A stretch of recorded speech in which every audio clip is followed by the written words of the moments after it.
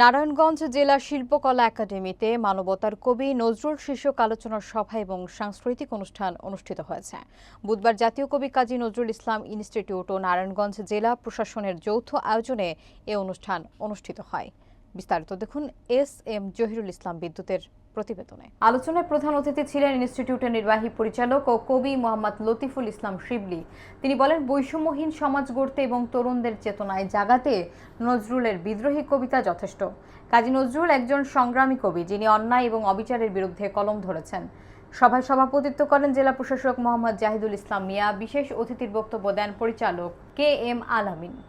স্বাগত বক্তব্য দেন অতিরিক্ত জেলা প্রশাসক মোহাম্মদ আলমগীর হোসাইন। অনুষ্ঠানে আরও বক্তব্য রাখেন সরকারি তোলারাম কলেজের উপাধ্যক্ষ অধ্যাপক শহীদুল ইসলাম, নারায়ণগঞ্জ বিশ্ববিদ্যালয় কলেজের অধ্যক্ষ ডক্টর রুমন রেজা এবং বৈষম্য বিরোধী আন্দোলনের আহ্বায়ক নীরব রায়হান। আলোচনা শেষে সাংস্কৃতিক পর্বে স্থানীয় শিল্পীরা নজরুল সঙ্গীত এবং কবিতা আবৃত্তি পরিবেশন করেন।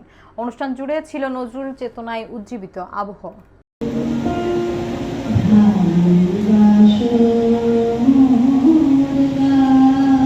আজ থেকে 100 বছর আগে একজন কবি তার দেশকে লুটপাট করা হচ্ছে, এরকম একটি সময়ে নতুন আঙ্গিকে সাজিয়েছেন,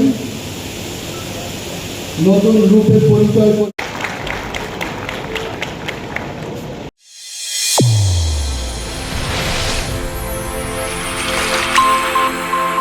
চ্যানেল A1 হৃদয়ের স্পন্দন।